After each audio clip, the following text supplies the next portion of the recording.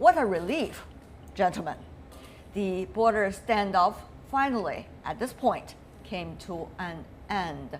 What exactly, according to your information, I'm sure you have more information than I do, at the border right now? I think the standoff has lasted for more than 70 days. So finally, India disengaged and withdrew its troops, which crossed the border. And of course, the Indians have got some considerations and some excuses. But we Chinese went there and to build the infrastructure, which is believed to be a threat to India. Of course, nowadays, I think the matter has been settled, at least for the time being. I don't mean it will not happen in the future any longer. So anyway, I think this is a good development and a positive development in the relationship between the two militaries. You heard the voices coming from the Chinese military, General Zhu talking about the latest situation. Professor Nalapat, your assessment? Well, I'd like to say that I have always been confident that the leadership of our two countries will ensure that this is a peaceful resolution of this situation, because it's completely inconceivable that two countries that have so much to gain from each other and so much to lose by fighting each other would ever go into a position of conflict.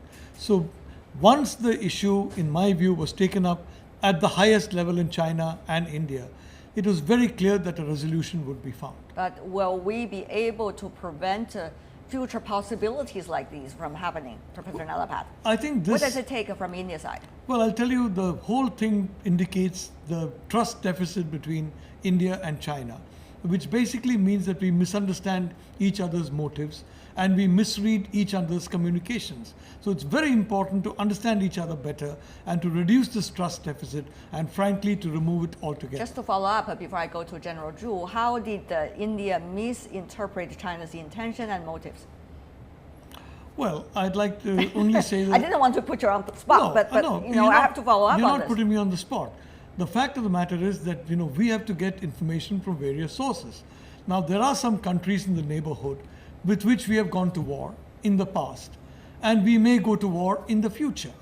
Now, in none of these wars was China involved, and I think that's a very healthy situation. But somehow, some voices in one of those countries raised the possibility of China also getting involved in case they get involved. Now, that kind of a situation, I think, was interpreted on our side. In my opinion, the Chinese are very practical people, and they will ensure that matters are treated bilaterally. In South Asia, between South Asian countries and between India and China, matters will be bilateral. They won't allow it to be trilateral or multilateral. General Zhu, how did the Chinese side, do you think this time, managed to smooth it up? I mean, this is a border standoff. And what about the situation overall for the Chinese military in that area? For China to guard its border, but at the same time, making sure all the relationship, bilateral, multilateral, can be handled peacefully and skillfully. Yeah, I think China puts the stability or tranquility on the border region on the first priority, because we need this sort of environment to develop ourselves. Therefore, India is a big neighbor of our country, and it is second biggest country in population in the world. Therefore, I think the constructive meal-to-meal ties between these two countries are very, very important, not only for China and India, but also for the region and even for the world at large.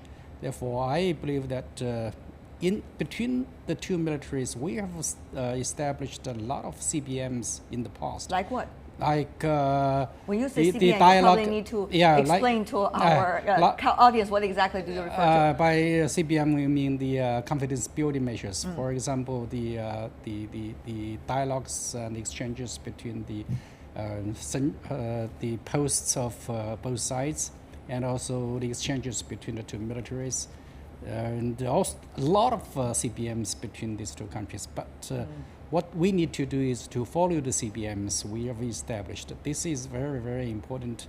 Secondly, I believe that on the border region, a series of incidents have happened in the past few years. I think, especially this time, I think the Indians should communicate it with China first, before the intrusion into China's territory. I think this really a big problem, big challenge for the Chinese side.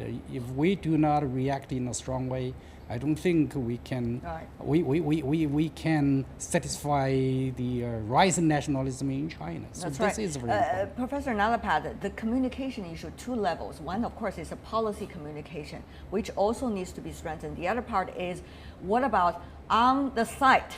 What exactly is happening and will be happening? These kind of different layers of communications are urgently needed all the time. Well, I'd like to say that even in this period of high tension, not a single bullet was exchanged across by either side. I think that's a very strong symbol of the maturity of the Chinese military and the Indian military, and the realization by both militaries, as the general very correctly said, that these two large countries simply should not fight each other.